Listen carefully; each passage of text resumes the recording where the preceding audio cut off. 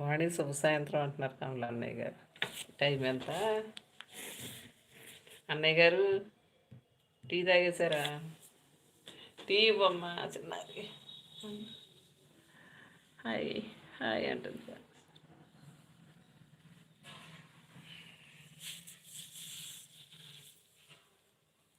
Bye అన్నయ్య గారు. Kameshwari bye. రాగారు bye. ఇంకా బయటకి చాలే వాణిని పాపం. అప్పుడు పిల్లి పెంకుల మీద నడుస్తుంది అనుకుంటావు కానీ వాణి అక్క, కానీ నెక్స్ట్ సెకండ్ నీకు గుర్తొస్తుంది పెంకులు ఇల్లు కాదు కదా అని. అప్పుడు చెమటలు పడతాయి వాణి అక్క. చలికాలంగా కూడా చెమటలు పడతాయి వాణి అక్క. హాయ్ కమలని, నువ్వు చదవకు, నువ్వు చూడకు. ఇప్పుడు దెయ్యం ఏ మూలన ఎక్కువ ఉందో కూడా తెలియదు వాణి గారు.